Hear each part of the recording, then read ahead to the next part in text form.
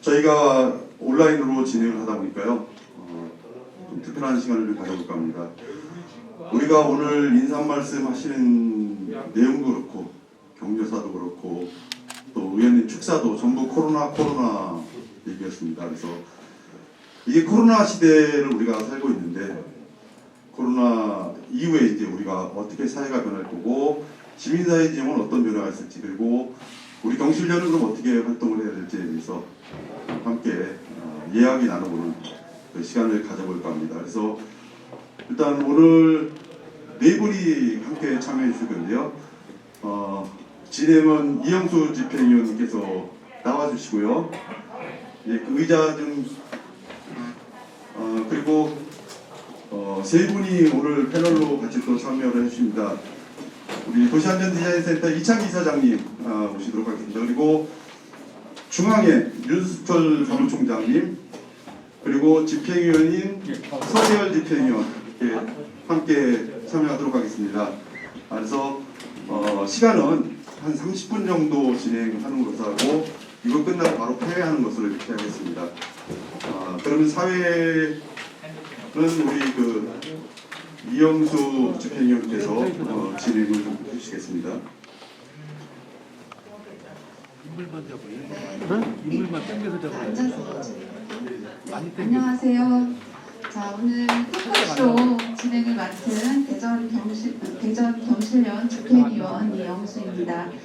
반갑습니다. 연초에 비해서 코로나19 사태가 잠깐 수그러드는 것 같았는데요. 최근에 재확산 추세를 보이면서 유럽에서는 다시 락다운 시행에 들어갔습니다. 코로나19 사태로 인해서 직접 만나서 무엇인가 논의하고 활동하는 공간이 줄어들고 비대면 활동이 중심되면서 우리의 그 생활 패턴에 많은 변화가 일어나고 있습니다. 이로 인해서 세계는 어떻게 변화하였으며 이와 관련해서 한국 사회와 지역 사회의 변화는 어떠한지, 그리고 코로나 시대를 겪으면서 지역 시민 사회의 변화와 시민 단체의 역할을 어떠해야 하는지 경실련 구성원들과 함께 이야기를 나누어 볼까 합니다. 오늘 토크쇼는요, 경실련 페이스북과 유튜브로 생중계되고 있습니다. 먼저 오늘 참여한 패널들을 소개하겠습니다.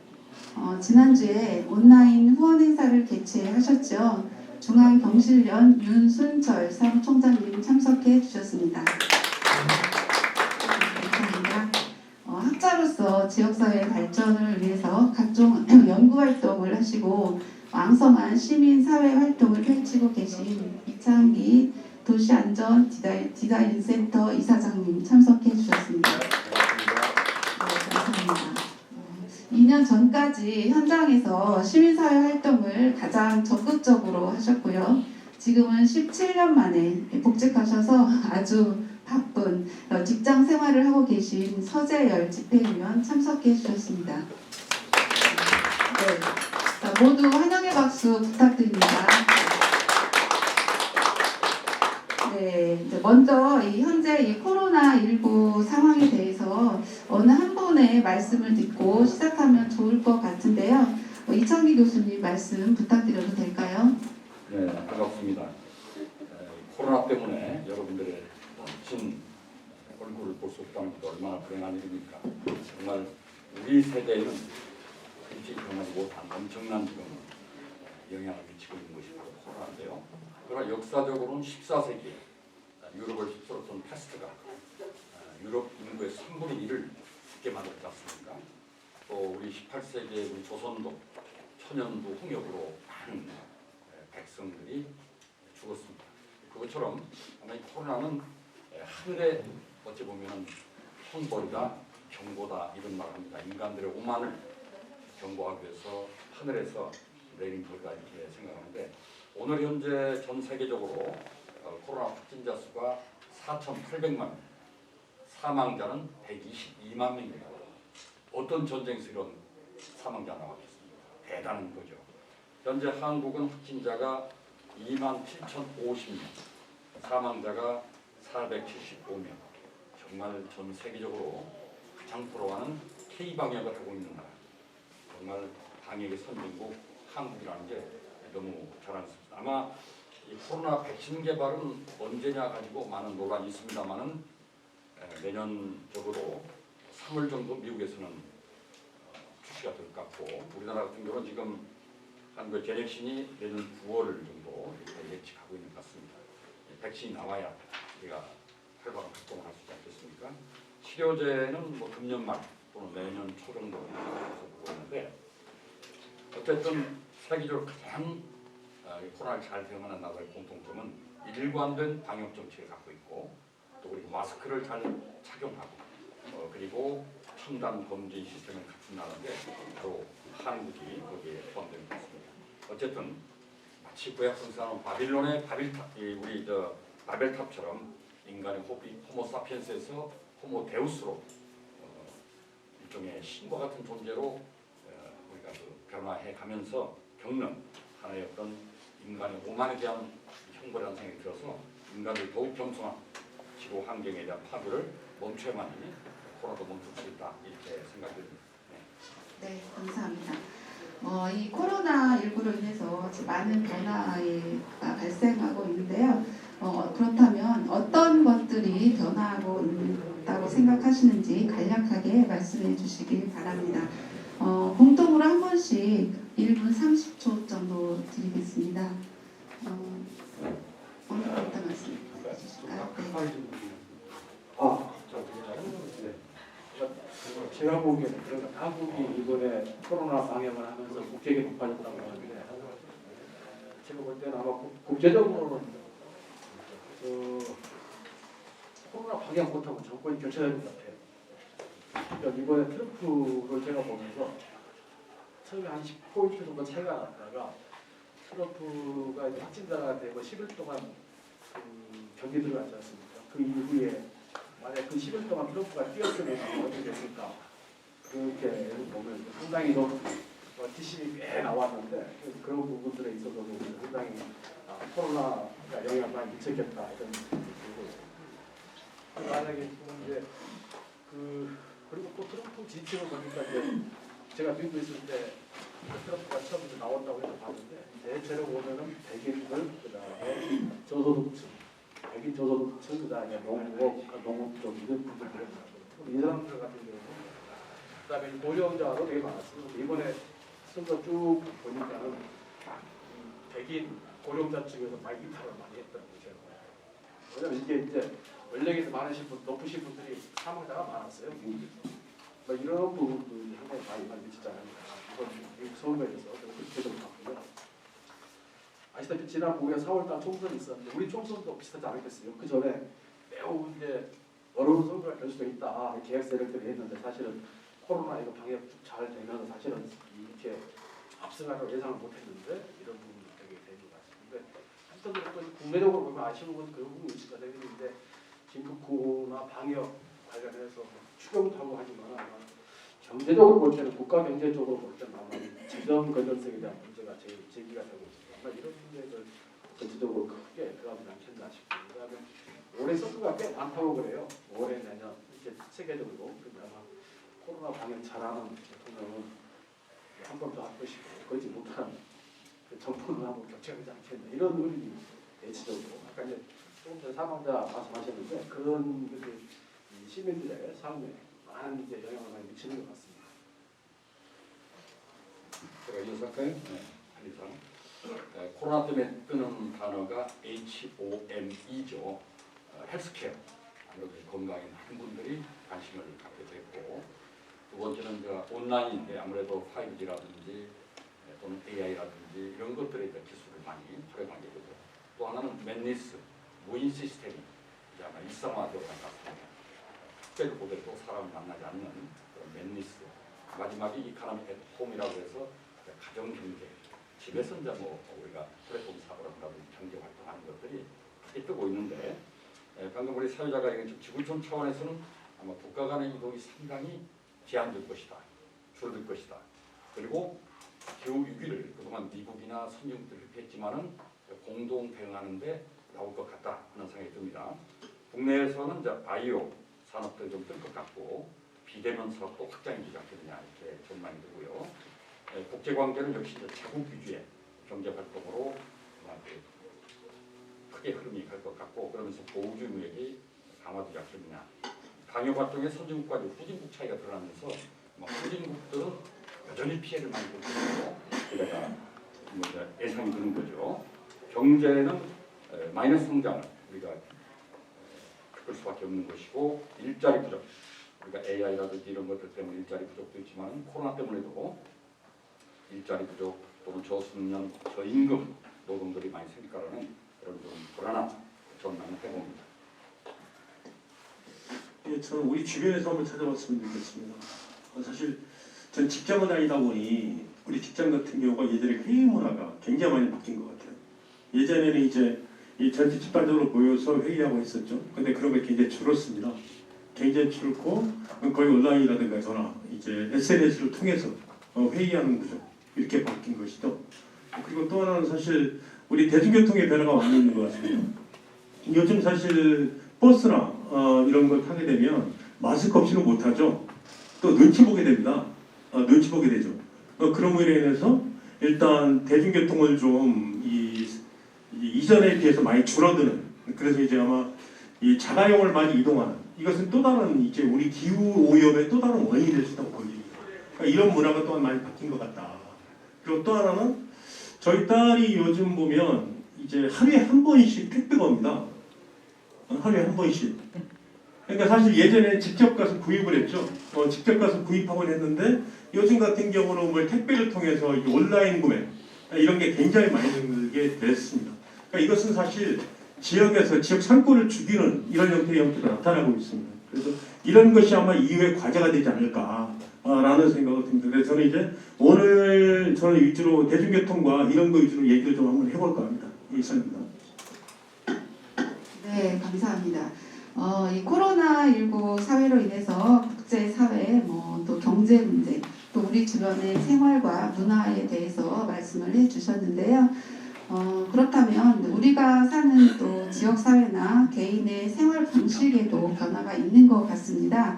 특히 또 우리 시민들의 삶에는 어떤 변화가 있다고 생각하시는지 말씀 부탁드리겠습니다. 세 분 공동으로요. 1분 30초 시간 드리겠습니다.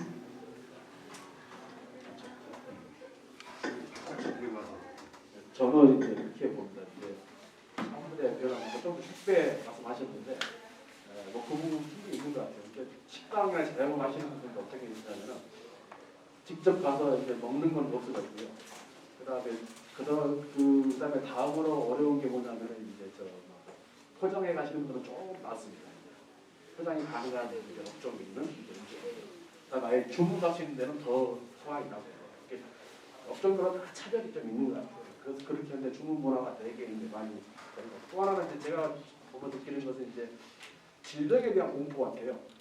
저희들이 전 세계적으로 그렇게 질병에 대해서 별로 이렇게 공포심을 느껴본 적이 없는데 아마 그런 부분이 되게 확산이 많이 돼 있고 또 하나는 과거하고 다르게 이제 이 질병 관련된 전문가에 대한 신뢰가 많이 높아진 것 같아요. 한국이 특수한 데는 모르겠어요. 방역을 잘 했기 때문에 그럴 수도 있겠지만 그 관련된 이제 그다음 또 하나는 이제 환경 문제 같습니다. 제가 볼 때는 환경을 생각하는 분야 인식들이 많이 바뀌지 않았나. 바이든도 자기가 취임 첫날에 기후변화해가 다시 들어가겠다고 선언을 하고 하는 걸 보면은 그때 지금 환경에 대한 이런 새로운 인식들이나 이런 시민들이 많이 생각하는 것 같아요. 그런데 이런 그 흐름 속에서는 아마 그 가족 공간을 많이 피하게 되는 것 같아요. 제가 많이. 근데 문제가 뭐가 있냐면 걱정스러운 것은 이런 부분 혹시 개인주의나 이기주의적인 면으로 상당 부분 얹혀가 있지 않을까 저는 이런 좀 우려를 좀 하고 있습니다.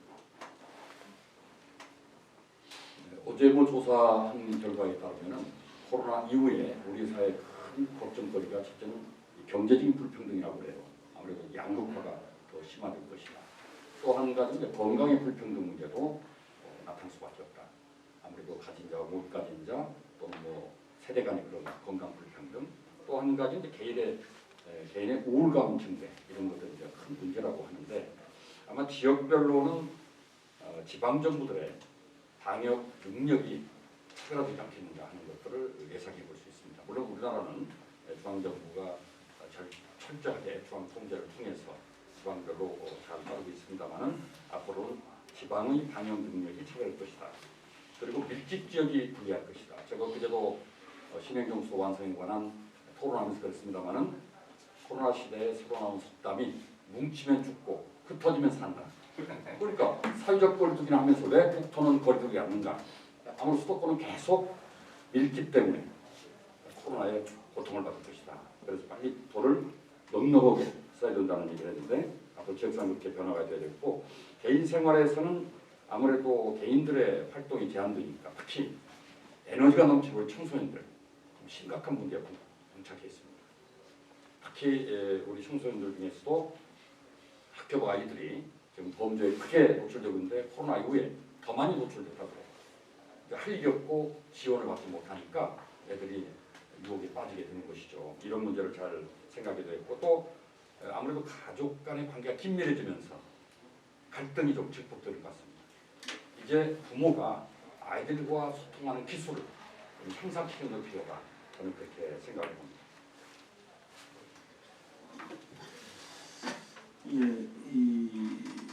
저는 아까 대중교통의 문제로 접근한다고 했기 때문에 대중교통의 내용을 중심으로 좀 많이 해보겠습니다.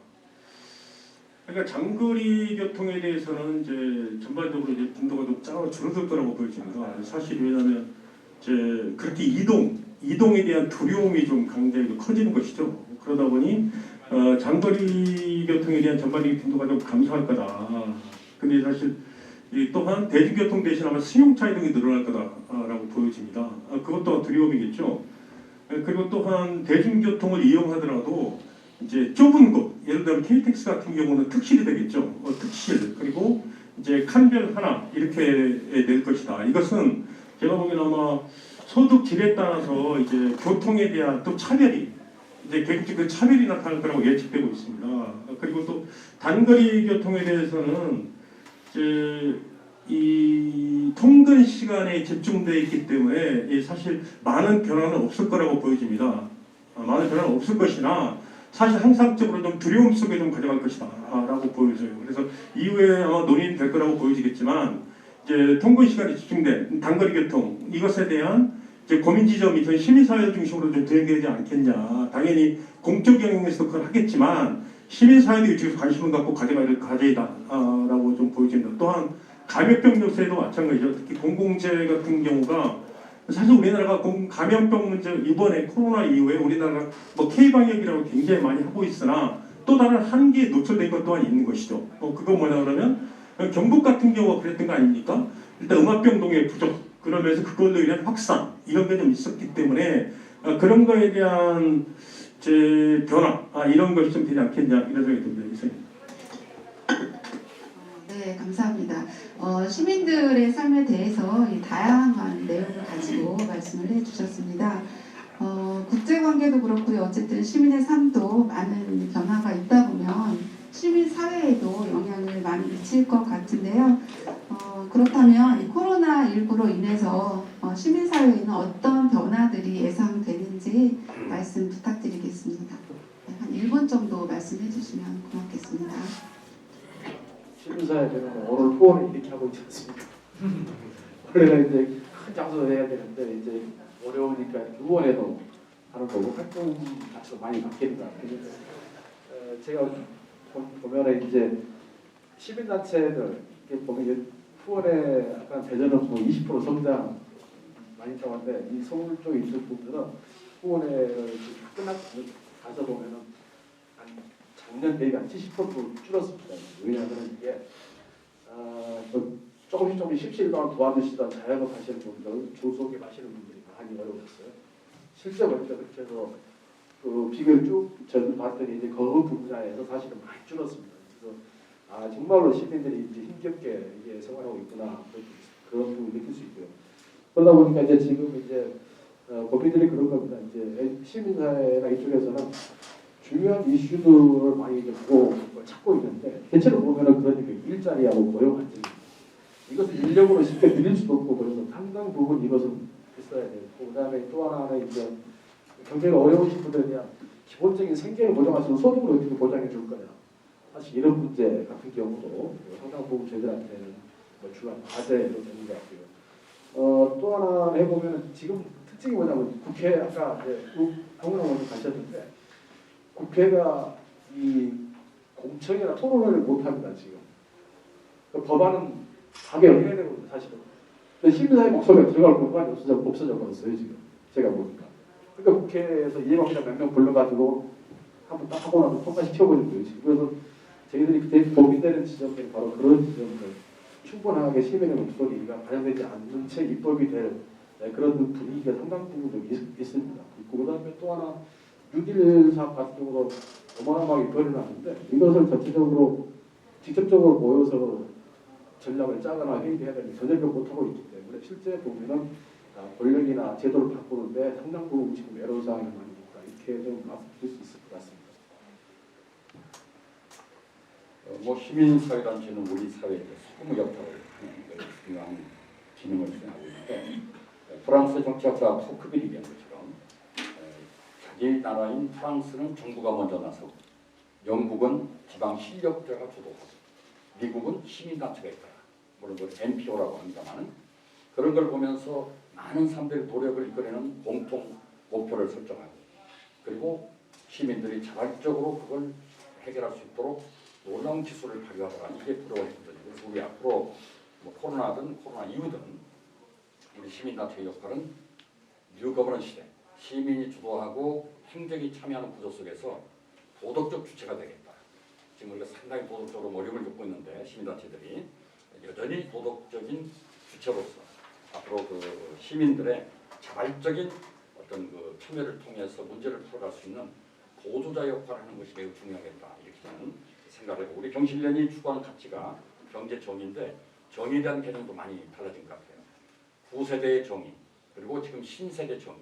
우리 9세대는 결과에 주로 초점을 맞췄다면 지금 신세대는 절차에 초점을 맞추는 공정을 새로 우리가 한번 개념 정의하고 인식하는 게 중요하겠다 이렇게 생각해 봅니다.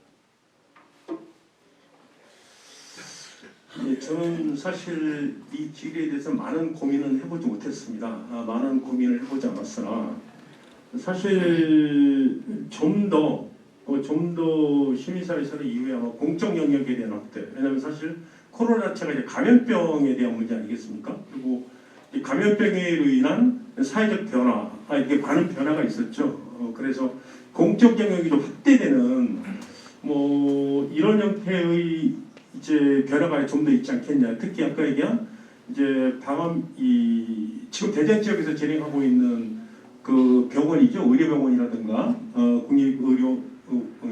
의료의 공공성 확대 문제 또는 이제 대중교통에 대한 저탄소 이런 거에 대한 확대 분해 그리고 또 환경 문제 뭐 이런 것이 이제 주로 시민사회에 주된 사업이지 않겠냐. 그래서 이렇게 변화되지 않겠냐. 간단하게 이렇게 말씀드리겠습니다.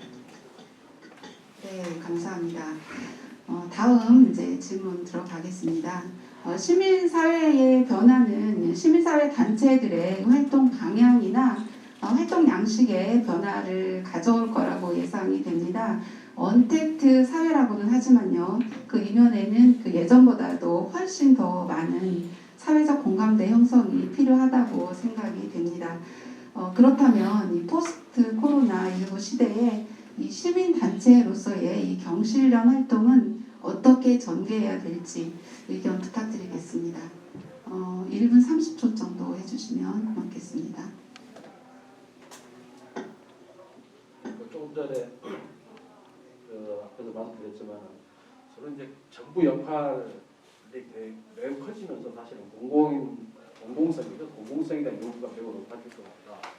그게 이제 아까 이제 나왔듯이 의료 문제나 이런 분야 같은 문제죠. 또 하나는 저는 그렇게 봅니다. 그러니까 4차 산업혁명이 올 거다, 힘쓸 거다 했는데 사실은 스마트 도시라든지 이제 뭐 스마트 SNS 활용하는 거라든지 모든 기술이 다 들어왔어요. 이제 코로나가 상당히 앞당겨 있는 것 같아요. 제가 볼 때 저희들이 모르게 모르게 다 들어왔어요. 지금 보니까. 그런데 여기서 경실련 같은 경우는 이제 중앙 같은 경우는 그런 의제를 좀 봐야 될 것 같아요. 뭐냐면은 이 스마트 시대가 되고 나면 사실은 이제 개인 정보가 좀 매우 중요해질 것 같습니다. 지금 정부 쪽에서 해가지고 지금 개인 정보를 상업적으로 활용할 수 있도록 텄단 말이죠. 법을 바꿔버렸단 말이죠. 그러면 이제 모든 정보들이 다 이제 이 거래되는 과정으로 될 것 같습니다. 제가 보기엔 그렇게 돼 있고 우리가 간단하면 식당 가서 이 QR 코드 찍으면 다 이게 정보가 내려오는 게 개인 정보. 나도 이게 다 유통이 되게 돼 있다는 거예요. 그런 여러 가지 개인 정보나 이런 부분들에 대해서 상당 부분 아마 이런 부분이 좀 크지 않을까. 그 다음에 경실련 활동이라고 하면 어차피 그 문제는 아마 처음 경실련이 출발할 때 두 가지에 크게 집중을 하나 있죠. 하나는 이제 이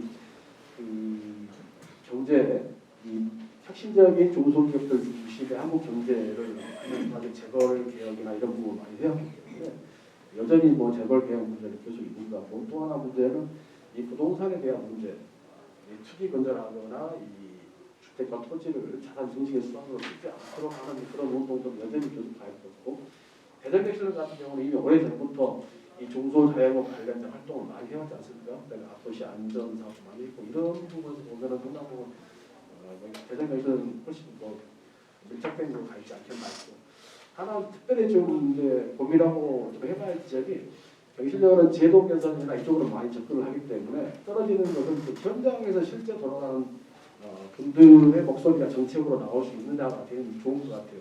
이걸 한번 검토를 해봐야 할 것 같아요.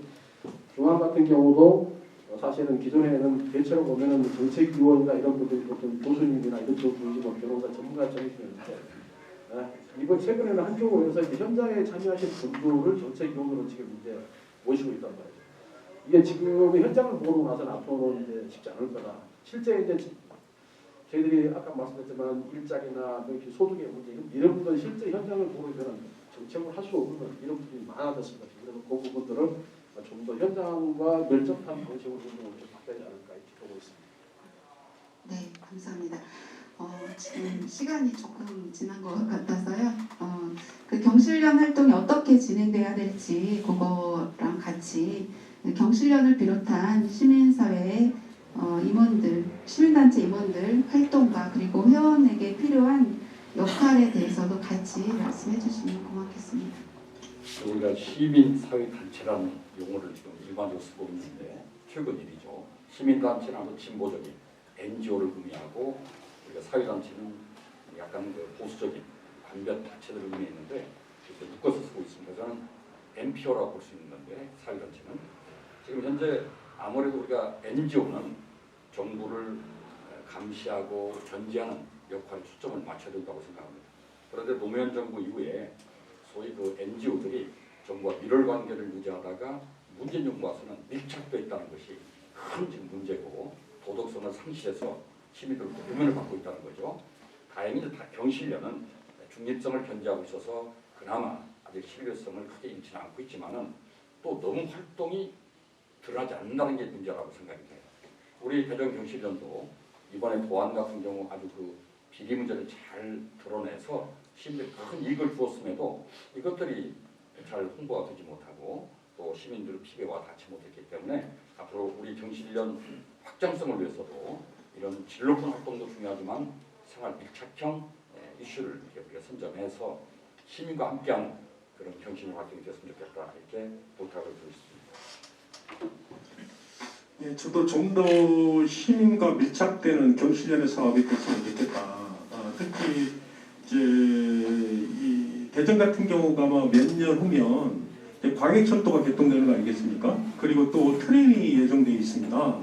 그래서 지금 좀 더 이제 방역 문제를 좀 더 미리 예견하고 미리 준비해 들어가는 이런 형태의 트림을 맞이하고 광역철도 맞는 여기에 또 적극적으로 좀 사업을 좀 전개해 나가는 이런 형태의 사업이 좀 했으면 좋겠고요. 또 하나는 이제 이 책임 있는 이 의료기관 지정에 적극적으로 활동했으면 좋겠다. 사실 대전에 충남대학교가 공립대병원이 있지 않습니까? 그런데 사실 공공 부분에 대한 경평 이후에 거의 상업화되고 있는 게 현실인 것이죠. 그렇다면 좀 더 시민들 중심인, 시민들 우선인 의료기관이 있더라도 낫겠냐. 그래서 대전 경실련에서 진행하고 있는 그것도 대전의료원 사업인 것이죠. 이런 거에 저는 적극적으로 해서 시민들의 공공의료 그리고 이제 감염병에 적극적으로 좀 준비할 수 있는 이런 것을 준비하는 그런 과정이 좀 필요하지 않겠냐. 또 그렇게 준비되어야 된다고 생각을 하고 있습니다. 네, 감사합니다. 감사합니다. 우리 경실련 회원들 역할이 굉장히 중요하다는 생각이 드네요. 끝으로 이 창립 31주년을 맞이하는 대전 경실련에 한 말씀씩 부탁드리겠습니다. 경실련이 아마 우리 30년 넘게 활동하면서 우리 사회에 두 가지에 전 기여했다고 저는 생각합니다. 하나는 경쟁에다가 정의를 붙였습니다. 그 당시에는 경제적인 말이 없었거든요. 사실. 경실련이 경제에다가 정의를 붙이면서 우리 사회가 경제가 정의롭게 가야 된다 이런 것을 크게 한 것 같아요. 그래서 그 이후에 경실련 이후에 경제적이라는 말은 하나의 우리 경제가 돌아갈 때 이 시장도 마찬가지예요. 시장에도 정의라는 게 부여되기 시작한 거예요.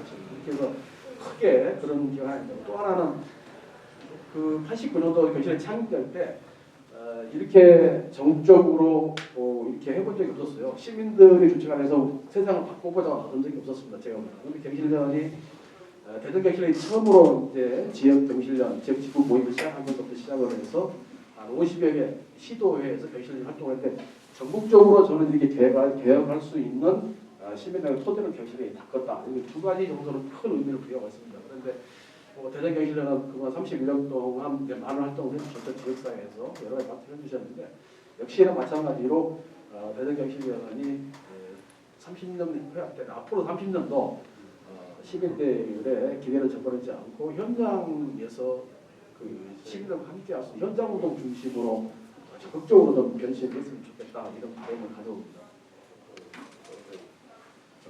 31살이라면 이제 청년을 넘어서 장년으로 접어들었기 때문에 우리 대전 경실련이 무게 있는 활동이 필요하다 이렇게 생각이 들고요. 제가 이번에도 후원금을 이렇게 요청하면서 대전에 마지막 남아있는 시민단체들이 있습니다.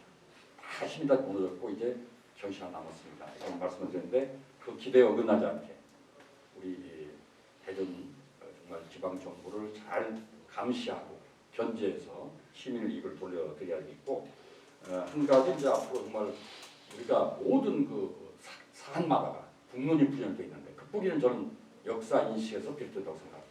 따라서 우리 경실련이 소위 조직화된 깨어있는 시민을 만들기 위해서 역사 아카데미라든지 이런 것들을 시민과 함께하면 좋겠다 이런 제안을 해봅니다.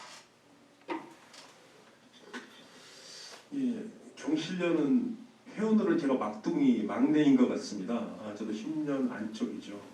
10년 안쪽인데 사실 경실련의 지역에서 했던 일이 굉장히 많은 것 같습니다. 지역에 기업된다라면 대전 지역이 이제 상수도 민영화죠. 상수도 민영화를 경실련이 조직적으로 대응하고 그래서 상수도 민영화를 이제 막는 그런 성과를 좀 냈습니다. 그만큼 서민 경제, 지역 경제에서의 역할은 대단히 컸다고 보여집니다. 그래서 이후에 역시 마찬가지일 거라고 보여집니다. 이 시 이후에도 아까 얘기한 의료 민영화와 또 이제 이 대중교통 공공재에 대한 관심을 적극적으로 갖고 그 사업에 좀 많이 집중했으면 하는 바람이 있습니다. 이상입니다. 네, 감사합니다. 이 경실련에 힘이 되는 말씀 해주셨습니다. 고맙습니다. 코로나19로 인해서 많은 어려움이 있지만 이럴수록 힘을 내서 서로 위로하고 격려하면서 이겨내야 할 것 같습니다. 힘든 상황 속에서도요, 시민의 의견을 찾아내고 시민이 함께할 수 있는 다양한 콘텐츠와 이슈를 개발하고 이슈와 콘텐츠를 개발하고 이를 실행에 옮긴다면 또 다른 성장의 발판이 되지 않을까 생각을 합니다. 지금까지 함께해 주신 세 분 패널들과 온라인 시청을 통해 참석해 주신 회원님들 그리고 후원자님들께 깊이 감사드립니다. 앞으로도 대전 경실련은 시민과 함께하는 보다 성숙한 시민운동을 전개할 것을 약속을 해드리면서 오늘 토크쇼를 여기서 마치도록 하겠습니다. 감사합니다. 네, 고맙습니다.